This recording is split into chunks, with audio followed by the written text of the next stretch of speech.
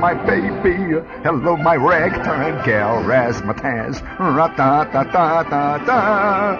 La-ta-ta-ta-ta-ta-ta-ta-ta-ta. Hi, friends. It's Victor Jory. Hang on. Hello, my ragtime. Hello, my ragtime. Hello, my ragtime gal. There, that's enough of that jazz. That's enough. It's a very nervous time here. Well, of course, you know, you work the best way you can. Sometimes, you know, when you're standing down there at the bottom of the hill and you're pushing those rocks up to the top of the hill, and sometimes you see that top of the hill up there and it looks like it's just a receding and going further and further away from you. You throw your shoulder in and you say, forward! Come on, gang! Let's go! And you're pulling the whole lousy family along with you. What a struggle. Oh, wow. Sometimes you don't know where the tears are going to start, where the laughs are going to begin. All right, gang, follow me. We pause for one moment before we get to the top of the hill for this brief word from our sponsors. Oh, wow. I once knew a spinster who worked on a plan to get her a husband. She wanted a man. She dressed like a flapper and lifted her pan. She hoped she would soon be a bride. Mae West was her model. She copied her stuff. Yes, but she is too skinny, not buxom enough. Oh, she just couldn't take it when fellows got rough. So she let down her hair and she cried, oh, always a bridesmaid, but never a bride. Oh, stick around, gang. Oh, on the shade of the old apple tree, we will sit here and sweat. We will scratch, and someday we may make it to the top. Yet, on the shade of the old apple tree, Rasputin. So you're all that. Oh, wowee, oh, wow. It's going all the way in the shade of the old apple tree. Wow. All right, gang, let's go. Bring it up. Oh, don't stop now, Mike.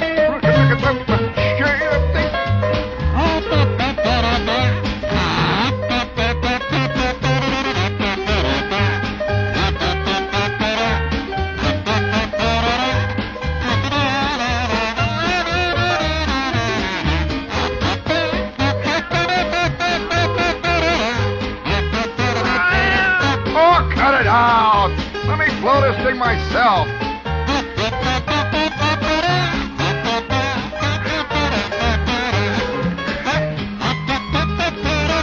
Oh, the old apple tree. At the shade of the old apple tree.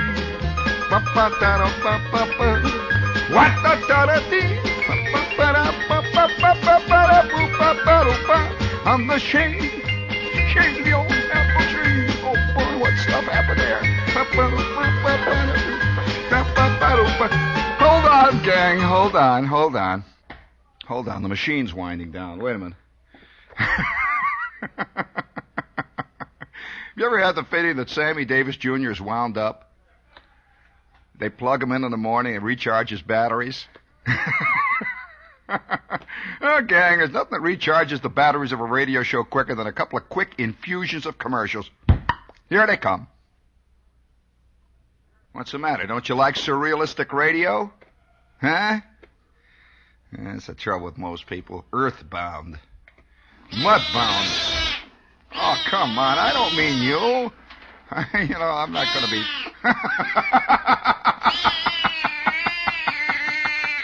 A great song. Here is Maggie McNellis. Crying out loud. Oh, shut up, will you?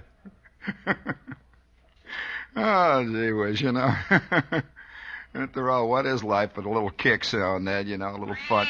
All right, now, I'm not, please, you know. Gee whiz. You never can get rid of the choir, no matter how hard you work at it. They're always up there in the loft somewhere, ready to play. Oh yes, I know. It's a it's a funny thing. Yesterday we did a show on the sound of animals, and the reaction was something fierce. No listeners. And no, seriously, friends, who was it who said that so magnificently? It was either Marcel Proust or Bert Parks. Used to say that so well. I think that is Proust. Seriously, friends. No, it was Dorothy Kilgallen. Yes, that's her style. Gee, what a neck. Well, we'll be here for... Oh, holy smokes, what a chin. Now, hold it there. Now, hold it there, Dot. There, easy.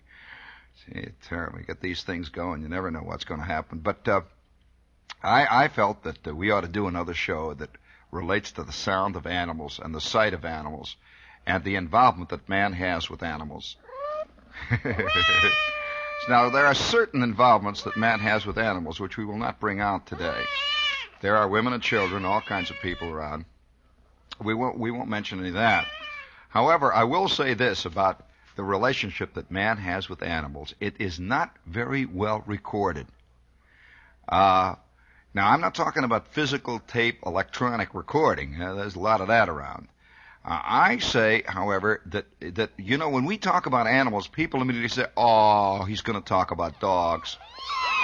Oh, isn't that nice? Listen to the nice man, those gulls. And the next thing you know, you got Henry Mancini going. What is it, not gulls? Kittens. Oh, for crying out loud. Well, all right, get the hot water going. Oh! Did you hear him yell when I suggested that the only thing to do with a bunch of kittens that you can't get rid of? But hold on there. No sounds now until we call for them. We're going to call for them very shortly. I love sounds, as you can tell. I'm a great nut for sounds of all kinds. But today, I think what we're going to do on the show is deal with another one of those subtle aspects of being alive, being human beings, that has nothing to do, in this case, with the strange appetites that we've been recording. But let's put it on this basis. The unrecorded experiences of life themselves. Lives themselves, or life itself. When we talk about animals, most people think in terms of Lassie. Yeah, they do. You'll say animal stories, and they say, oh yeah, Black Beauty. Or maybe they'll think of the snows of Kilimanjaro if they're particularly literate. They think in terms of Hemingway going off and shooting zebras. Or they might think of Moby Dick, which is not an animal story at all, matter of fact. Although tangentially, I suppose it is. If it's a story about man, it's a story about an animal. However, the animal stories that you often hear don't bear much relationship to the life experiences that we've all had with animals. Now, I count myself extremely fortunate in one very, very broad respect, and that is that I lived a good part of my life as a kid on the edge of a giant swamp. Now, I'm not talking about a human swamp. We've all had that experience. But I lived in northern Indiana in a town which was attached to the bottom of Chicago, the way some barnacle is attached to the bottom of a rusting scow. This town just hung on the bottom of Chicago, and on the other side of the town was the vast plain land that stretched all the way south, the vast Indiana farmland, and to the right of the town. Now, this is the most important part of it all. No, forget about sounds. I'll give you the clue. Let's just get organized in there. To the right of the town was the coastline of Lake Michigan. Now, you got this? If you can imagine the Great Lakes, all of us have seen pictures of the maps. Most people don't really know what those inland seas do to the people who live around them. This is very unrecorded in fiction in America. We know what the sea does to the people who live in New England. They're seafaring folk. We all know about the fishermen of New Bedford and so on. We know what the sea does to New York.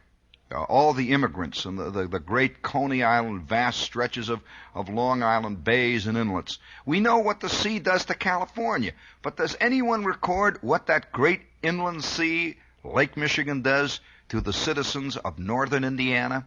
This is a sea, you know. You can't see it. You can't see from one end to the other of that lake. And it's as big to the person who's standing by the shore as the Pacific. And it just stretches on and on and on. And oh boy, is it a sneaky sea. Oh, wowie. There's nothing as treacherous as a gigantic inland lake, far more so than the ocean, because the ocean is so big and so deep that it is not given to capricious moods. It's like a big fat man. A big fat man does a lot of sitting. And when he walks in a straight line, you know. But let me tell you, boy, there are stories of freighters out on Lake Michigan. I can remember as a kid a freighter breaking up a mile and a half from our home, all in the space of about 5 minutes. From a beautiful summer day, and suddenly that freighter is sinking in 600 feet of water. So, you know, you don't push this water around out there, and those wild, choppy, insane inland sea waves that just break things in half. And when you look at a freighter, we used to go swimming, you know, we're all down there. You want to hear more about this? We're all swimming on the dunes. You see, the reason that I'm telling this story is because it's connected with the animal world and all the sounds. There is an area on the far south shore of Lake Michigan. If you can imagine that lake, it sort of hangs down just like a great big sack. It hangs down, and all the other lakes are up there going all the way up into Canada. And Lake Michigan hangs almost vertically in the country, just hangs down there. And way down at the bottom of it is Indiana. And Illinois comes together there, and right at that juncture is Chicago. Right at the curve of the lake, and it curves on up to Michigan. And if you go to the left, if you curve on west, it goes on up through Wisconsin until finally it reaches all the way up to a place called International Falls. Oh, wow, is that exciting. Eagle River. All those places way up on the edge, and that's called the Great North Woods. You've heard of that? And there are straits up there. What wild, wonderful Indian names the straits have that reach up into Canada, the Straits of Mackinac. Well, they call it Mackinac. Some places they call it Mackinac. I'm being to the people that they say, what do you mean? It's the Straits of Mackinac, or it's Mackinac Island usually they call it, and the Straits of Mackinac. However, yeah, that's right, see? They call it the Straits of Mackinac, but it's Mackinac Island. And they have islands up there called Beaver Island that lay in those wild straits. Now, if you're a fisherman and you don't know much about that area, I'm going to tell you a little story. This is a little brief postscript story about fishing up in the Straits of Mackinac. And before we do that, let's stop here for a second. Let these guys get off the hook, and we'll be right back. Well, up in those straits, the water, before you go more, one thing, up in those straits, the water is insanely cold. The water up in northern Lake Michigan and in Lake Superior rarely gets warm enough at any time of the year to swim. The water is just a little above freezing all the time because it's so deep, and it's spring-fed up there. And up in that area, men fish. It's far more exciting in many ways than genuine deep-sea fishing because it's deeper, believe it or not. Men fish in long boats that may be 50, 60 feet long, and they sit at the back end of these boats with short, stubby rods, and they will have 600 to 800 feet of piano wire, unreeled. The reason for piano wire we'll get to, but this is piano wire, and down at the bottom of that piano wire, at the end of it, is a spoon, a big silver spoon that's about the size of the average saucer, huge spoon. On one side, it's copper, and on the other side, it's silver, and that great spoon rolls along the bottom of Lake Michigan 600 feet deep up in that area, 500, 600 feet, and that spoon goes waggling through the water. And they'll fish up there for weeks without getting a bite, and then all of a sudden, boom! That rod bends double, and the boat, of course, is going against the current. The fish is going away from it, and it'll break any ordinary line. What are they hooked on to? 60, 70, 80-pound lake trout. Huge trout that come along and bang! They hit that spoon, and that rod just goes, "Whee!" And you could see that piano wire go, "Whoo!" Silver wire going down into that cold, clear, fresh water, way down into that green water, and they will fight that. They'll fight that fish for upwards of 4 and 5 hours before they get him off the bottom, because he works against the pressure of that water, fighting all the way until finally they land him, and there is that magnificent, one of the rarest of all fish, the huge Lake Michigan lake trout. Huge, fantastic fish. He just lays there, and that is a true piece of big game fishing. Well, just a little bit north of that, deer, moose, and that cold, icy wind, even in the middle of summer, it comes down off those long tundra prairies of Canada itself.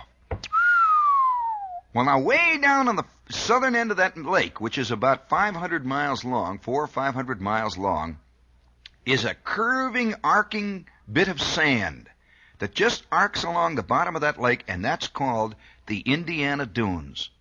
This is a genuine, unique phenomena in America. By unique, I mean one of a kind.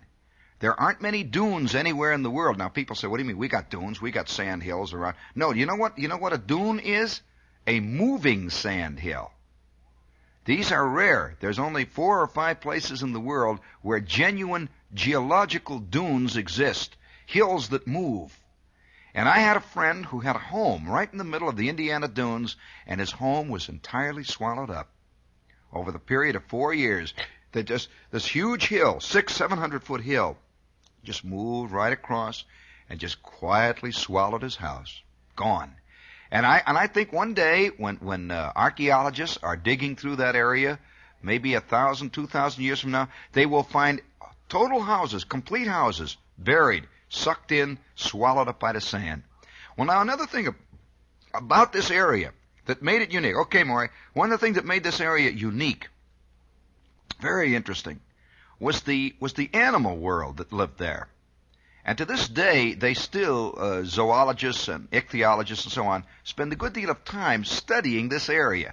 It was one of the last places in the world where timber wolves existed in their free, unfettered state. That is, the last places in our country where the timber wolf was alive and around. And they were there when I was a kid. It was one of the very few places where the great snowy owl is seen. And the great snowy owl, I cannot describe to you what the great snowy owl is like. It's like seeing a genuine ghost. Can't believe it. The great snowy owl will come down over, who knows, out of the wilds of northern Michigan, along the lake, and suddenly he finds himself in that dunes area. And it's a natural place. Can you imagine growing up in Indiana? Chicago's on my left. You can see Chicago right over on the skyline. And walking by day and by night among fields of cactus. We had cactus in the dunes. And, many's the time I've spent days trying to get a little cactus spline out of my feet or my hand after I've chased a ground ball into the weeds up there. Well, we had vultures. We had rattlesnakes. And, of course, we had the swamps. And if you want to hear about the swamp, stay tuned. If a swamp scares you, look out. The sound of the swamp is many. Ooh. This is the sound of a swamp. Yep.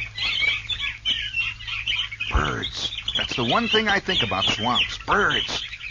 There would be millions and millions of birds for miles around the home, our home, and the block where I lived.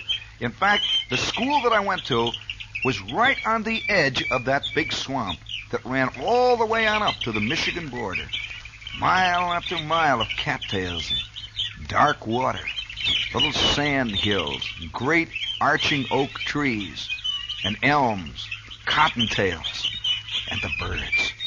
We could hear millions of birds at night and in the morning. Red-winged blackbirds by the thousand, blue jays. Oh, the blue jays are wild, beautiful birds. Bluebirds. Have you ever seen flocks of bluebirds? And one of the prettiest of all is that little tiny yellow bird, the phoebe. We used to get phoebes, lovely like little jewels. Phoebes and orioles. Oh, boy. And they'd be mild, and nobody thought anything about it. Great moving clouds of crows. flying over the whole scene. The birds of the swamp. Hear it? Listen to that. Isn't that a great sound? You could smell that water. It wasn't brackish water. It was fresh water from Lake Michigan. The water smelled good. And down in the bottom of the water we would go seining. We would seine with big, we'd make nets, and we called them seines. Actually, they were just split open gunny sacks. You know what is it, a gunny sack? It's a burlap bag, for those of you who want potatoes come in them. And we would seine for crawdads. We would seine for lizards. Now, what we wanted with lizards, who knows? We just seined for them. Lizards and crawdads. I remember the time Flick is on one end of the seine and I'm on the other, and we're down there scooping it up. And we go, whoop, we're up to our waist in the water. Up it comes, and there are 3 great big fat cottonmouths going, woo, woo, swinging around. Woo, woo, woo, into the water it goes, and out we go, out on the sand, to sit scrunched among the cattails, looking at the mysterious water. Listen to that swamp. Hear it? Oh, set that back, Mike. We got to have that. That's a great sound. And while Mike is resetting that sound, and I'll tell you the story of the time that you want to hear the story of that great ghost that Flick and Bruner and myself met one night in the swamp. I'll tell you that story. It scared the living daylights out of me, and as a matter of fact, to this day, when I walk past long, dark stretches of undergrowth and forest, I still see those 2 red-yellow eyes looking out. We'll be back in 2 minutes.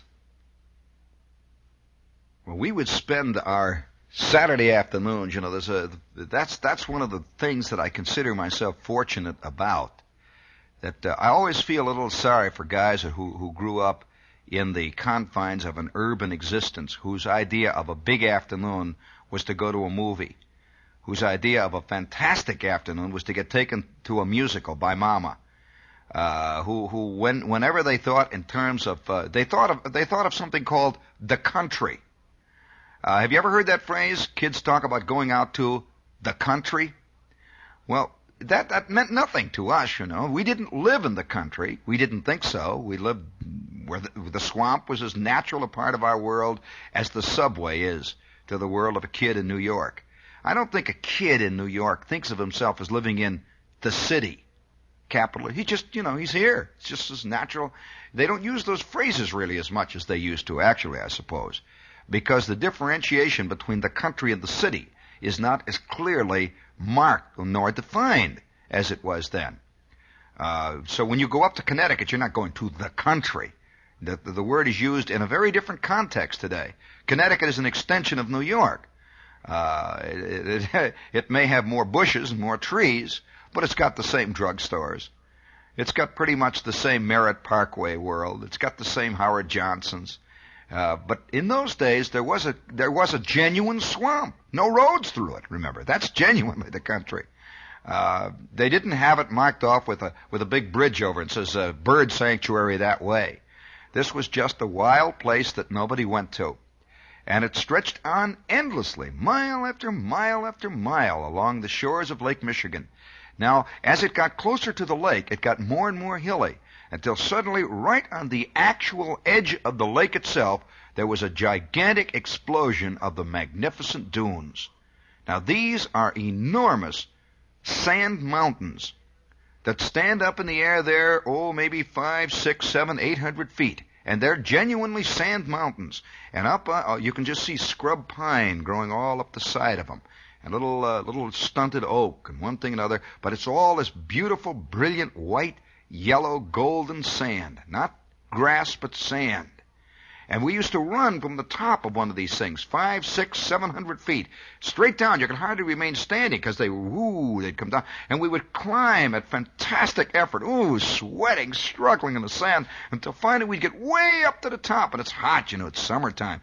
And laying down at the bottom is that beautiful blue Lake Michigan. And you could wade out, you know, in Lake Michigan for maybe a half a mile before the water is over your waist.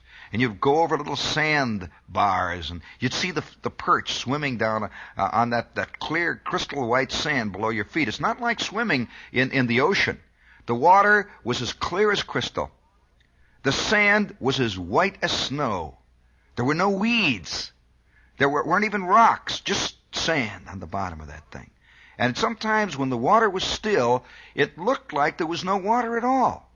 Have you ever seen photographs, that beautiful picture they have of Bermuda, where the boat is floating on top of that sand? That's exactly the way it was in Lake Michigan. And you sometimes you would swim, and you'd see people swimming, and if you were a block away, it looked like they were swimming in the air. It's just enough that the water is that clear. It's crystal water, it's spring-fed. And then way out, the water would get bluer and bluer until finally it would get kind of a slate green. And off on the horizon, you would see those fantastic lake freighters. A lake freighter looks like no other boat you've ever seen in your life. It does not look like the Queen Mary. It does not look like an ocean freighter. You don't see many pictures of lake freighters. They lay so low in the water.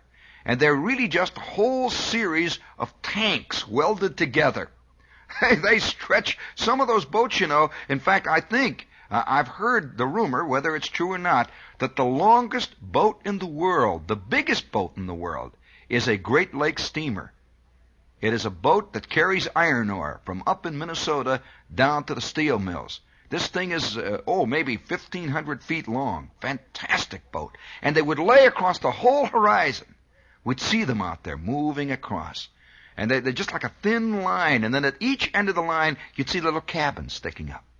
Little cabin, you'd see little antennas sticking up. And in between is that hold. Maybe it's filled with oil all the way across. Maybe it's filled with grain coming down to the Chicago granaries. Maybe it's filled, and this is most likely, with iron ore.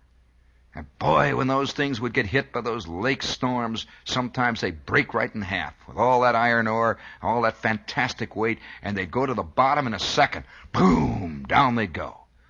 And the men would be almost invariably lost. They hardly ever saved anybody from one of those lake steamers when she went down.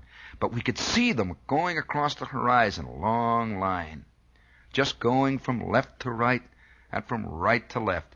And the ones that went from left to right were always higher than the ones that went from right to left, because they were leaving the steel mills when they were going from left to right. And they had unloaded all their ore, and now they were floating higher. And they were going back for another load. Maybe they were taking coke back. Maybe they were taking a byproduct of the steel mill back, but they floated higher in the water, and we could see those long, thin lines of smoke. And there, to our back, as we're swimming, is the swamp.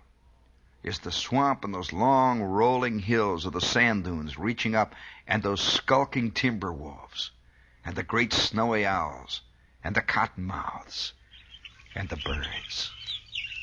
Always when we'd swim, we'd hear the birds. Birds constantly at our backs, just on the other side of the last dune, down there in that dark, soft water of the swamp. The birds, and the hot sun, the sky, and Lake Michigan stretching all the way on up to Canada, and the sound of the birds. This is the way to swim. This is the way to spend the Saturday afternoon. This is the way to watch that sky get darker and darker. And then, as it got to be twilight, the birds would gradually fade out. And there'd be nothing but silence. The birds are gone. And then you'd see a long curving arc. All the way, if you're standing on the top of a dune, it seemed like forever and ever, from one horizon to the other, in a great moon arc, fires. People have lit fires down on the beach and are roasting hot dogs and are making their hamburgers. And it's oh so hot back in the city. It's 120 degrees maybe on some of those streets outside the steel. And they're all down on the beach now, sleeping down there in their blankets, cooking their hamburgers and their hot dogs. And then early in the morning, they stay all night, you see, over the weekend. And then Sunday morning, the birds start up quietly again. And the lake steamers start marching across the horizon.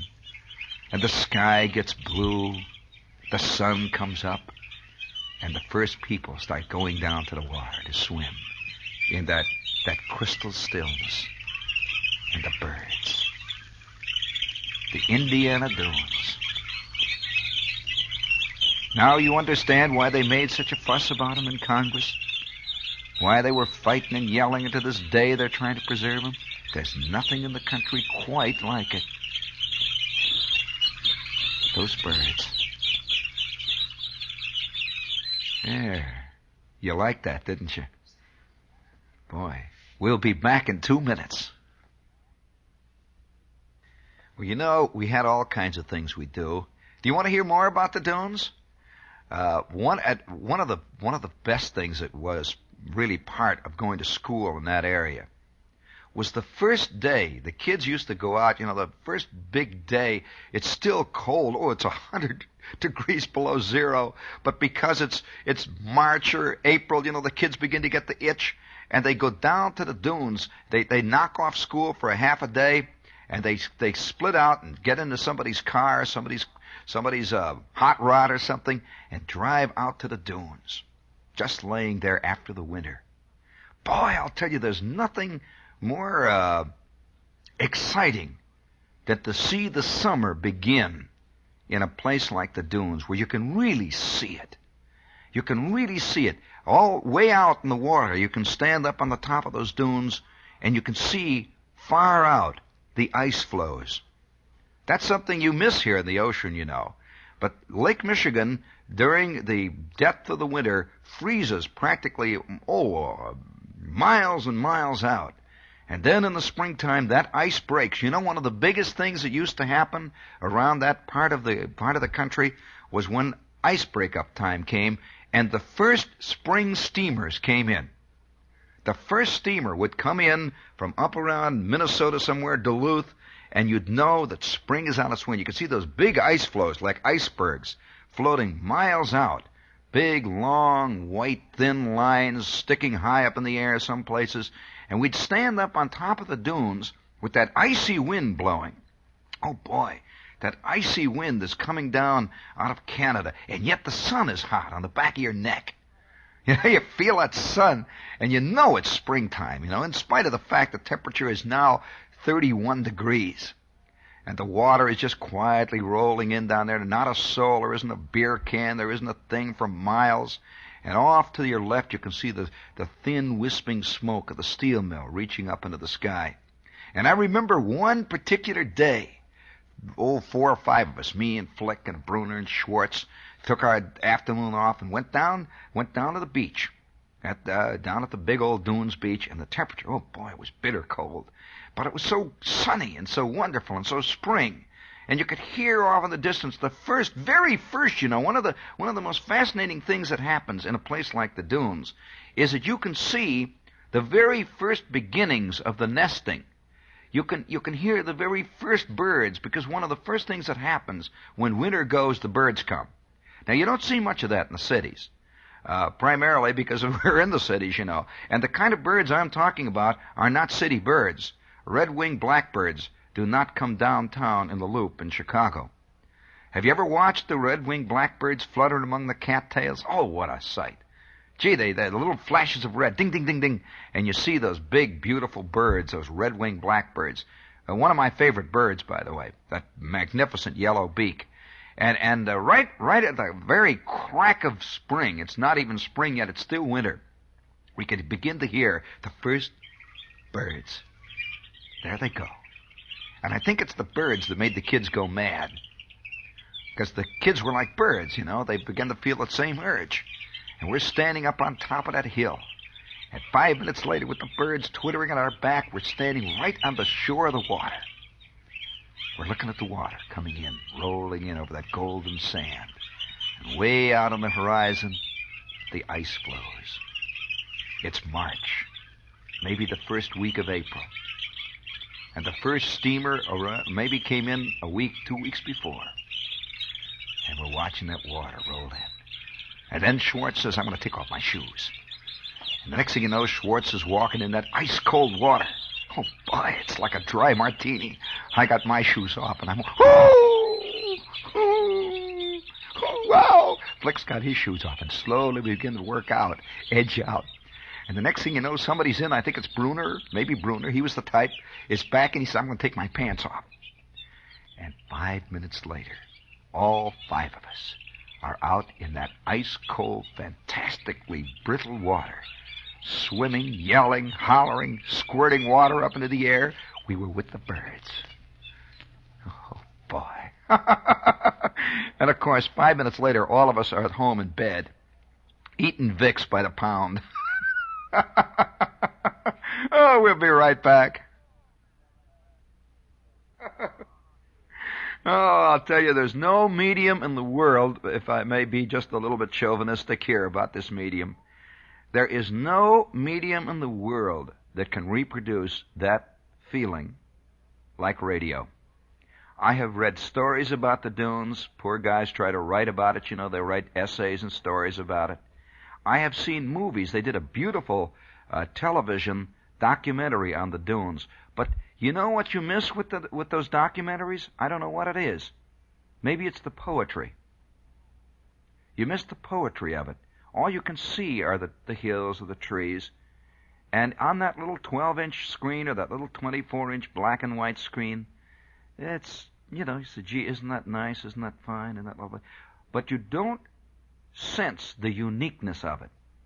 I've been in some places that I would recommend people who love America, and I happen to love it. I love America physically and every other way, but particularly do I love it physically. There are some places I would recommend to people, if they've never been there, go. Go. Have you ever been in the dismal swamp of Virginia? Oh, that's fantastic. Have you ever been in the Great Smokies? Oh, well, you know what I mean then. Oh, boy, I've been in Switzerland. I've been in a lot of places, but there is something mysterious about the Great Smokies. And they are that, you know. They're smoky mountains. There's a kind of blue-purple haze that hangs over them. And I can only say, if you've never been, go. There is another magnificent place that you must go to, the Everglades. Large numbers of people have never gone to the Everglades, and I was so delighted when I read a few years ago that they've made it into a national park, and they're not going to fool around with it. They're not going to destroy it. They're not going to put hot dog stands, and Howard Johnson is not going to get the concession. It is just going to be there. Go to this place. Another place I would recommend absolutely without hesitation. If you're out in the East and you come to New York City, please take a day off of running around New York.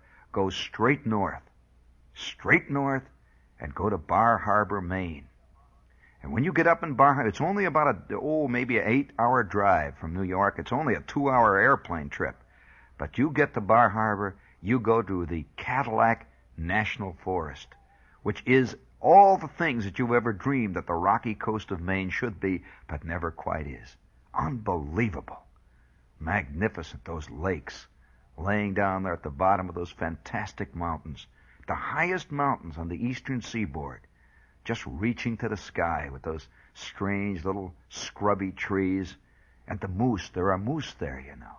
There are deer there. And there are those huge Maine hare, those great Maine rabbits. And then, of course, the sky and Frenchman's Bay and that Schoodic Island lying off the bow there. And once in a while, you can see a nuclear submarine coming in. I remember standing, it was a wild day, I must tell you. I'm standing there in this cold, brittle day, looking down over the ocean, and you see that archipelago reaching all the way. The next stop is Spain or Europe or someplace. Greenland, who knows? And that archipelago is curving out there, and I can see that tiny town way down at the base of Cadillac Mountain. This is the Arcadia National Forest. And way down I see that tiny town of Bar Harbor, and suddenly I'm aware of a boat moving. It's the Nautilus. It's one of the atomic submarines. Way down there, and you could see all around it lobster boats with those fantastic little lobster floats, red and orange and yellow, and he just moved quietly through that still blue water. Oh, what a place. You want to hear about some other places I've been? that I would recommend without hesitation. Go up to the Great Thumb of Michigan. Have you ever heard of the Thumb? Well, the Thumb is the part of Michigan that's clipped off right at the top. It's way up north of Houghton Lake, up north of Traverse City. The Thumb of Michigan is probably as close to real, up in that area, that little tiny, take your map out and look at that little area where Michigan just sort of ends in a little thing. It looks like a little fingernail sticking up there. That is real wilderness. In fact, there are so many deer up there, you just have to sort of brush them aside as you go through those dark fir forests at night. Oh, what a place. Cold and lakes. Everywhere you look, lakes. Lakes, lakes, lakes, thousands. And those fantastic Canadian geese just laying there, resting. I'll tell you about one afternoon when I lay in cattails next to a pond no larger than about a city block, a pond, just laying in the middle of November in Michigan with the deer moving down to drink. And I lay there watching this tiny pond that was just filled to the brim with smallmouth bass, little pond. And the entire surface of the pond was covered with a flock of great barred Canadian geese that had just quietly drifted down for a 5-minute rest.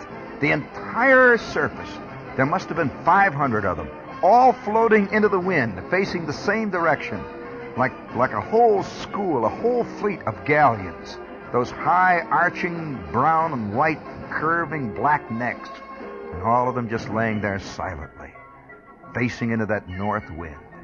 And just the edge of snow was drifting down. Oh, what a fantastic country we live in.